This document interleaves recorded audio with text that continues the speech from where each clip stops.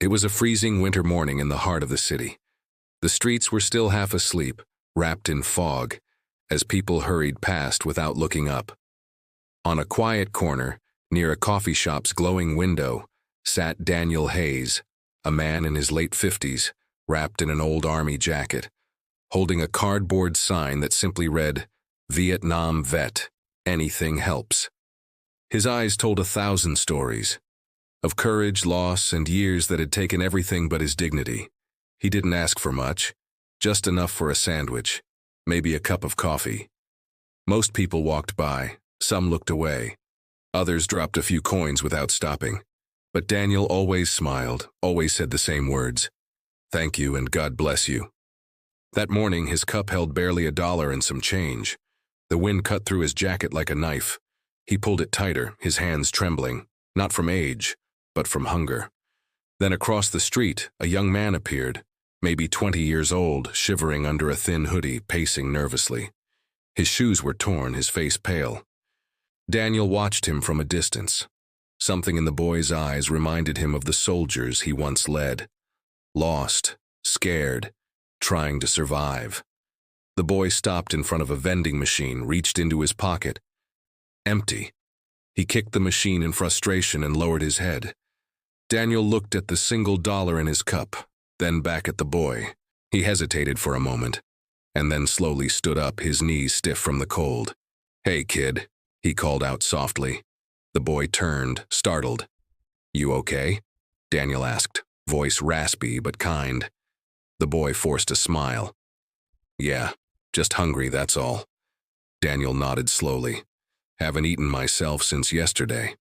He looked down at the dollar in his hand, and then, without another word, he walked toward the vending machine and fed the last of his coins into it.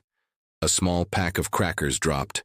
He picked it up and handed it to the boy. "Here," he said simply. "You need it more than I do." The boy stared at him, speechless. "Wait, this was your last dollar, wasn't it?" Daniel shrugged. "Son, when you've seen war, you learn something important. Money comes and goes, but kindness stays." The boy's eyes welled with tears. "Thank you." Unbeknownst to them, a woman sitting in her car nearby had witnessed the entire thing. She was a journalist named Sarah Green, on her way to work. Moved by what she saw, she grabbed her phone and started recording. As Daniel walked back to his corner, Sarah approached him. "Excuse me, sir," she said softly. "I just saw what you did. You gave away your last dollar to that boy." Daniel smiled faintly. "Yeah, well, maybe it'll come back around someday." Sarah's voice trembled. "Why would you do that when you have nothing?" He looked her straight in the eye. "Because I've already had everything once, and I lost it all when I stopped caring about others." She swallowed hard. "What's your name?" "Daniel. Sergeant Daniel Hayes, U.S. Army." She thanked him and promised to bring him a coffee. But as she walked away, something inside her shifted. That night, Sarah uploaded the short clip to her social media. Captioned simply, "A homeless veteran gives his last dollar to a stranger. This is humanity." By morning, the video had gone viral. Millions watched, thousands commented. "This man deserves the world. Where is he? Let's help him." News stations picked it up. Reporters came searching. And soon, Daniel's quiet corner was no longer quiet. One cold afternoon, as he sat on his crate with his cup beside him, a black SUV pulled up. A man in a suit stepped out. "Are you Daniel Hayes?" Daniel hesitated. "Depends who's asking."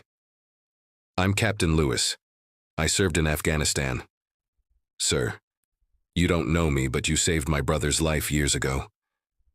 Daniel's eyes widened. "Your brother?" The man nodded, tears in his eyes. "Private Lewis, you carried him out of the jungle. He wrote about you before he passed." Daniel's voice cracked. "He was a good soldier." The captain took a deep breath.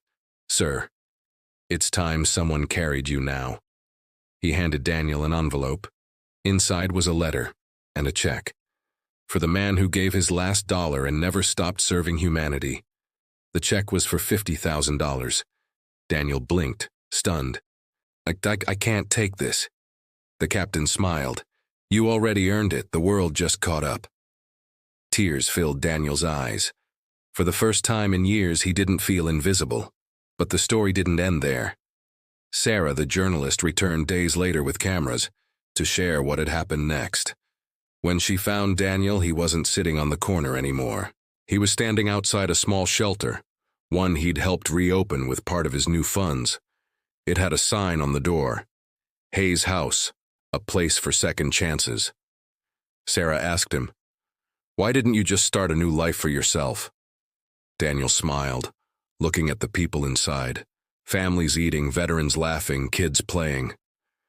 "Because I already did," he said softly. "Right here." The video aired on national TV. Comments flooded in from around the world. Stories of people inspired to help others, to give even when they had little. Months later, when asked if he regretted giving away that last dollar, Daniel chuckled. "That dollar bought me something I never had before," he said. "Hope that came back home."